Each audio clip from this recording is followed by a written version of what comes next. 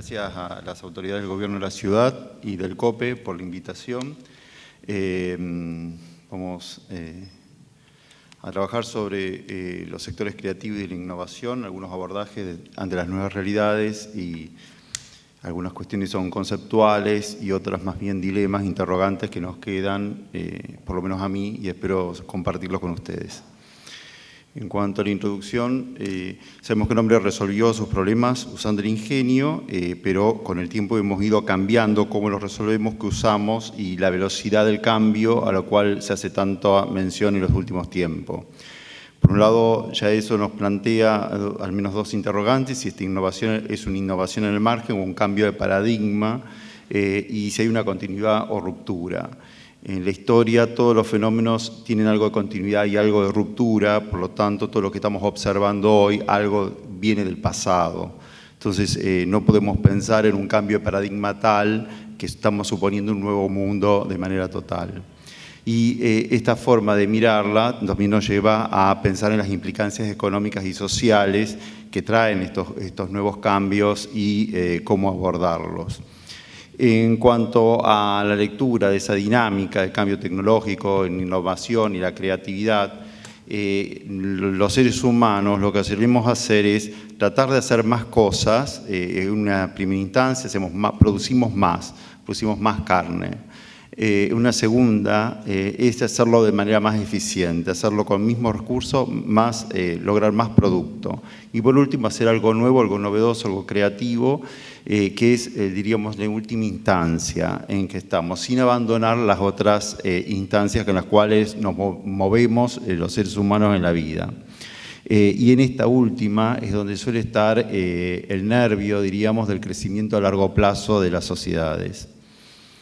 En cuanto a tendencia del cambio en las formas que trabajamos, podemos pensar como en dos pilares, sin abandonar el primero, donde utilizábamos recursos humanos, maquinarias, para que mediante el trabajo físico, la fuerza física, lograr algo real, una cosa, producimos cosas.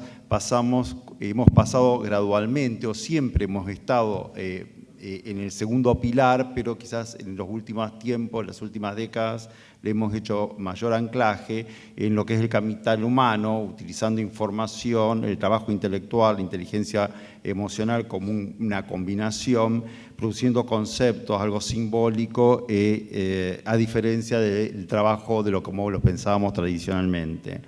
Yo recuerdo cuando era chico, mirando las enciclopedias que tenían imágenes del pasado, que miraban el futuro. Recuerdo perfectamente la imagen de lo que se pensaba el mundo del futuro. Entre otras cosas, una locomotora gigante, muy estilizada, pero muy larga. Eso era el futuro. Y aquellos que recuerdan imagen, pues hablábamos de imagen, eso me quedó muy grabado. Sin embargo, ya en esos mismos trabajos se veía otras cosas completamente distintas. Y es como pensamos hoy, en la inteligencia artificial, en los teléfonos inteligentes, estamos pensando de una manera muy distinta. Entonces, hay algo que cambió, algo que tiene que ver con velocidad, algo quizás, yo no me animo a llamarlo un nuevo paradigma, pero por lo menos algún elemento de eso tiene. Vamos a ver.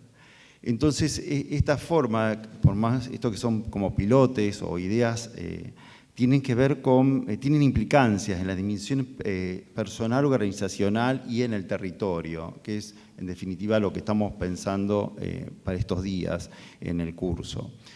En lo individual, algo que me ha llamado la atención, pero que ha llamado la atención en todo el mundo, es el realce de la figura del emprendedor.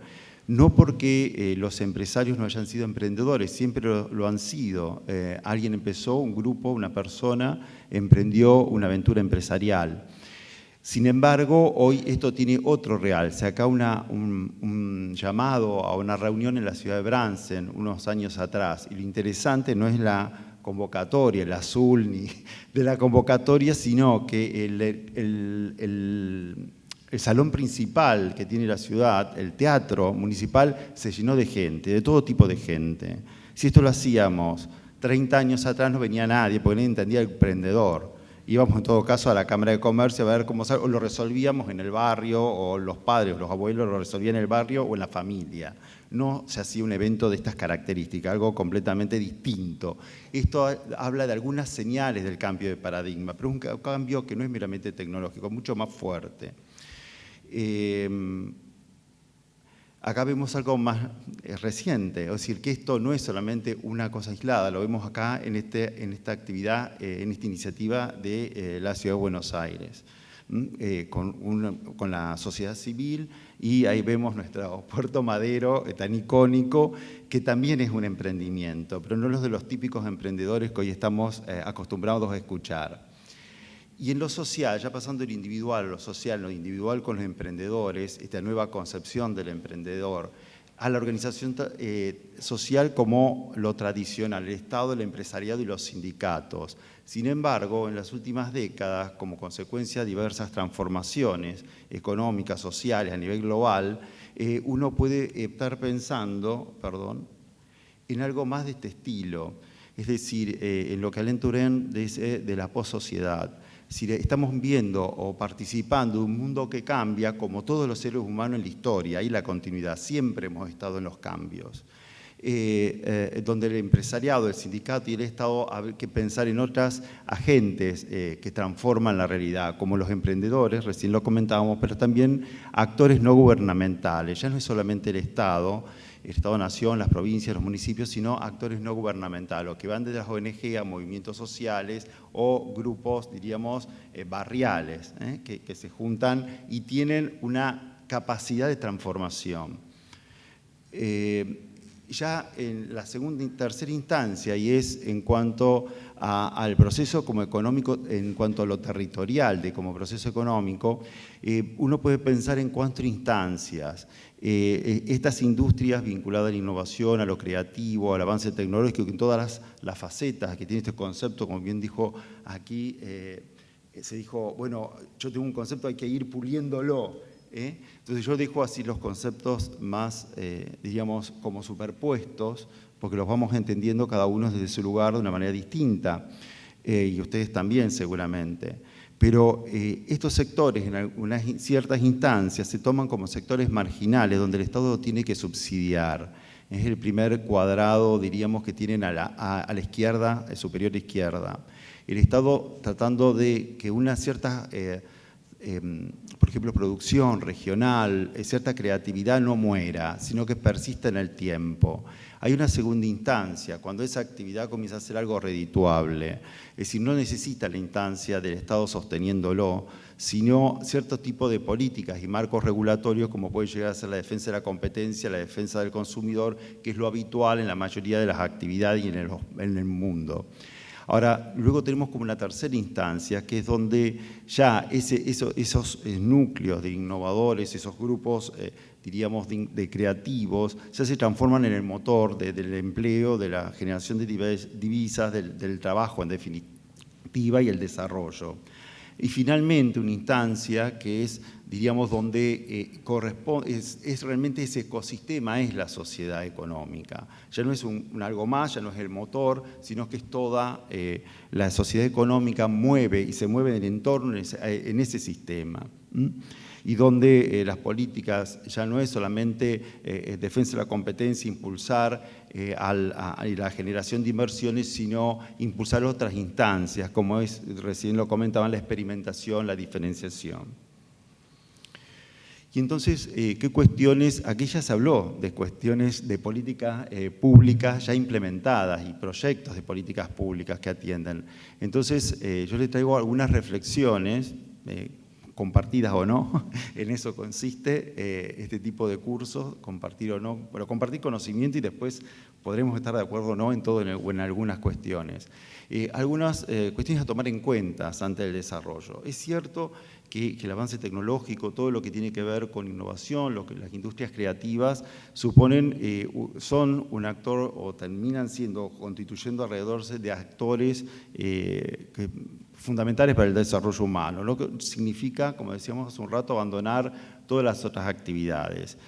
Siempre estuvo presente en la historia, pero ahora nos parece a nosotros lo percibimos como algo completo a otra escala, quizás es verdad.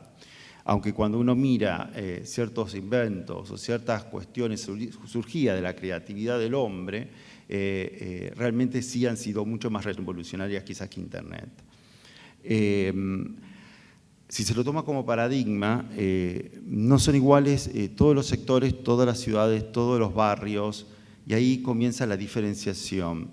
Hay cuestiones a tomar en cuenta como la tradición, la cultura, la construcción simbólica, la dimensión espiritual del hombre, la equidad, la inserción social. Empezamos a ver la diversidad de cuestiones que tenemos que tomar en cuenta o tenemos que tener en nuestra cabeza al momento de empezar a pensar en políticas públicas.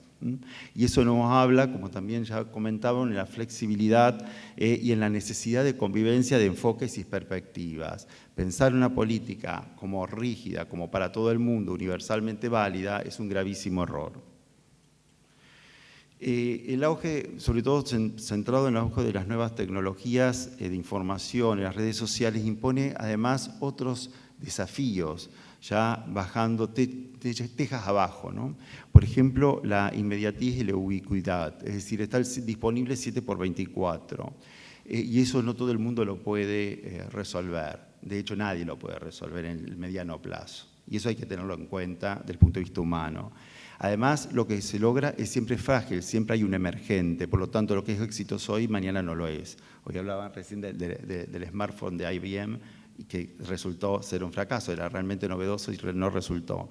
Y la inequidad en el conocimiento y en el acceso incluso a las redes, es decir, a la formación. Eso también es un elemento, un desafío que tenemos, esta nueva instancia, si queremos llamarle, del desarrollo económico y social de la humanidad. Otro desafío que tenemos es la superficialidad, intoxicación que solemos tener, por ejemplo, de información y la superficialidad de nuestro conocimiento versus la profundidad y la plenitud de la vida. También la sociedad, hoy recién hablaban de la necesidad de formar, que los creativos, gente que está en estas cuestiones, que está en un ambiente interesante, vivible. Bueno, esto tiene que ver con ese equilibrio que necesitan también todos los seres humanos y en especial este tipo de personas, que son los cuales estamos conversando. Y el tercero, que es algo bastante sensible en términos político y geopolítico, es la libertad con responsabilidad versus una especie de invasión a la privacidad que termina siendo en regímenes totalitarios, donde no hay intimidad, donde somos lo que en definitiva otros determinan que somos y nos conocen perfectamente, no hay intimidad. Y ese es un tema que intimida a gran parte de la población y a aquellos que defienden los derechos de las personas. A esto hay que sumarle los cambios en el contexto internacional, que nunca hay que dejarlos aparte, como las tensiones geopolíticas, muchas de las cuales están centradas en lo tecnológico, como han estado siempre. No es una novedad. Las cuestiones de la tecnología, hoy en lo militar, en lo económico, en lo biotecnológico y demás, entre las potencias como Estados Unidos y China, ha existido siempre. No es una novedad para los historiadores ni para los expertos en relaciones internacionales. Por ahí se corta el bacalao en el poder mundial. Aunque, y sí lo pensamos, sí, hoy en día como en el centro de lo tecnológico, y eso es concreto. Y esto abre nuevos interrogantes y desafíos a nivel global. Y ahí partimos de una instancia adicional, que es 3 elementos que me parecen interesantes al momento de diseñar políticas públicas relacionadas a estos sectores. En primero es si vamos a cómo enfrentamos los desafíos. Uno es como adaptación, es decir, tenemos una actitud reactiva y pensamos en ver cómo resolverlos, subsidios, lo que sea, esquemas que son, en definitiva, pueden ser transitorios o sostenibles según cómo estén diseñados.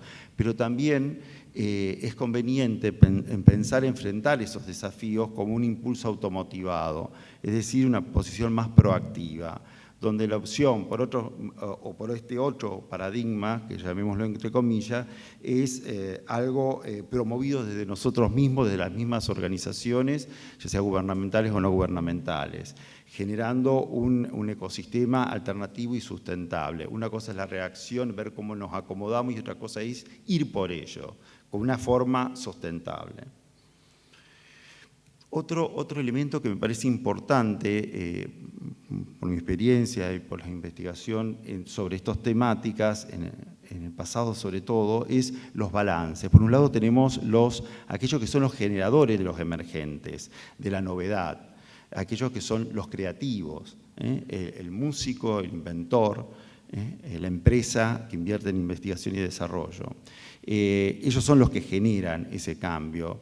Ahora bien, por otro lado, la sociedad, el Estado, debe generar algún tipo de balance dadas las asimetrías que se generan. Por ejemplo, tratar de maximizar la generación de esas nuevas novedades, pero al mismo tiempo ver de qué manera eso influye positivamente en las mayorías. Por ejemplo, así como tenemos una ley de patente que pretende proteger al innovador, aquel que genera algo nuevo, también esas mismas leyes tienen algún tipo de limitación en el tiempo o de licencias obligatorias, de tal manera, licencia para la investigación, es decir, que buscan algún tipo de equilibrio entre aquellos que se va a proteger para que innoven, para que se puedan apropiar de la rentabilidad y el resto de la sociedad para que todo ese equilibrio siga hacia adelante. Si ese equilibrio no se logra, este sistema fracasa a corto o a mediano plazo. Eso me parece que es una lección de la historia. Y otro elemento que me parece relevante es en qué invertir las energías de la sociedad. Porque uno piensa en el sistema educativo, en el científico y tecnológico, uno piensa en los chiquitos. Dado los cambios, la velocidad de los cambios que mencionamos inicialmente, uno piensa, quizás esto es opinable, como todo lo que digo es opinable, ¿no? Puede ser refutado brutalmente, pero bueno, uno piensa que quizás donde tenemos que hacer foco es en el razonamiento lógico-matemático, en el método de trabajo, en los lenguajes, en la actitud, en la emocionalidad, en las virtudes, aquello que va a ser permanente y que va a disponer realmente de ese capital humano para que se adapte en el tiempo. Si solamente nos referimos, educamos en las cuestiones superficiales, las que cambian, mañana ya no les va a servir. Entonces tenemos que formarlo más al estilo de los clásicos. Los clásicos no formaban en las cuestiones rutinarias, ordinarias de hoy, formaban en las cabezas y diríamos en el corazón, hablamos, ¿no? Los clásicos, es decir, en aquello que va a permanecer, que le va a permitir a los niños ser jóvenes, adultos y adultos mayores adaptables en el tiempo, a una velocidad que no se había visto antes.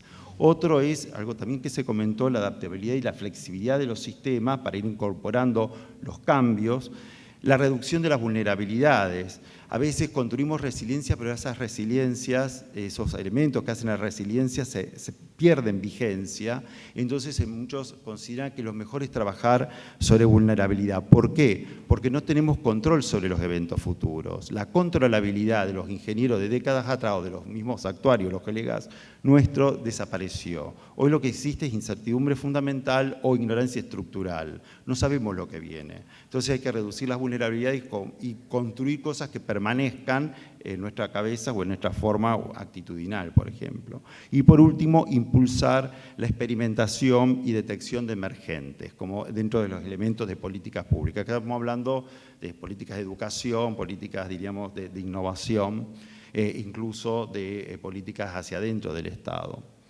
Y algunas reflexiones finales que les quería dejar.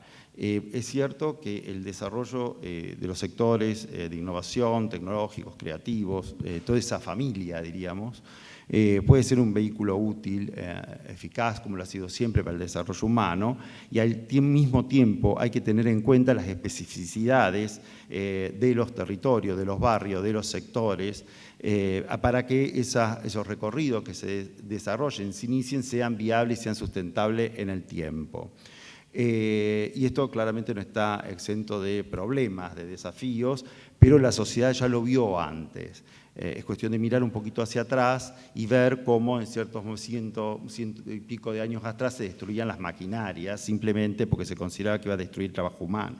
Es decir, no hay tantas cosas nuevas. El temor a que la energía eléctrica podría llegar al colapso de la humanidad. Mucho peor fue con la energía nuclear. Entonces hay que tomar en cuenta que nos hemos enfrentado y lo hemos superado, mejor o peor según los países, las regiones. También que los impactos de corto plazo, que pueden ser importantes, no están simétricamente distribuidos. Entonces hay que detectar los sectores, actividades, las regiones, los territorios, los barrios, que pueden tener impactos negativos y que pueden hacer que ciertas políticas bien pensadas y que pueden ser eficientes para el desarrollo en el mediano y largo plazo sean interrumpidas por la reacción social de ciertos sectores y que hagan inviable el cambio. Y por último, a mí me ha sorprendido la ignorancia, cómo se ignoran algunos sectores muy importantes. Ciudades grandes, antiguas, como puede ser Buenos Aires, París, Londres, la mayoría de la gente son adultos mayores y esa proporción va a aumentar. Sin embargo, son los más excluidos. Solamente jóvenes pueden entender esto y siempre y cuando tengan cierto nivel de educación. El resto está excluido y esa exclusión va en aumento. Y cuando uno habla con los expertos, me pasó a mí en un ámbito muy importante, la verdad es que había una negación total. Nosotros entendemos, vos lo entendés. Todo el mundo lo entiende, esto es fácil. Y la verdad es que los adultos mayores, los abuelos, la verdad es que no están en la condición y en el futuro va a ser mucho peor. Si no lo comprendemos desde esas diversidades, es un problema grave que vamos a enfrentar las empresas, pero también el Estado.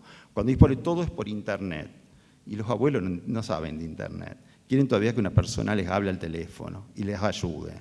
Punto. Solución. Vamos al ciudadano. Esto es así. Seamos jóvenes o más grandes. Da lo mismo. Entonces acá hay un problema de asimetría que es importante hacia el futuro. En realidad es ahora. El futuro es ahora. Y algunos temas para seguir pensando. Por ejemplo, cómo se viven o cómo se han vivido estos cambios que generó, por ejemplo, lo que más vemos es la tecnología de la información en los distintos sectores, en los barrios de las ciudades. ¿Qué oportunidades y desafíos enfrentan esos miembros? Recién mencionaba a los adultos mayores, cuando se enfrentan las cuestiones de golpe y porrazo, mucho más con el COVID, de ir a hacer un trámite bancario o algo en una empresa de servicios públicos, imposible casi. Y si son todo este complejo de innovación, industrias creativas y demás, son realmente plataformas a partir del cual todos pueden estar más o menos incluidos. Por ejemplo, todos los barrios de una ciudad, todos los sectores sociales, todos los grupos etarios. Si hay desbalances, deben ser atendidos por las políticas públicas, no podemos hacer como el avestruz. Y esto nos lleva a comprender y abordar las dinámicas económicas y sociales que van a generar esos cambios. Es decir, ver el impacto como un sistema de algo más complejo, de algo más amplio, y se ha hablado mucho de sistémico, y es verdad, sistémico también desde lo social. Entonces, esto nos lleva a pensar si las normas, las instituciones que tenemos son factibles, de que sean eficientes en ese marco o no, qué es lo que tenemos que reformar y planificar. Estamos justamente en una actividad del COPE y esto implica planificación en todas estas dimensiones, a mi entender, opinable completamente. Y para ver en esa planificación qué cuestiones hay que resolver ahora o en el futuro, quiénes van a quedar excluidos, cómo, pero también favorecer o impulsar a aquellos que son los ganadores que pueden atraccionar la economía de las ciudades, incluso ciudades antiguas como Buenos Aires. Bueno, muchas gracias.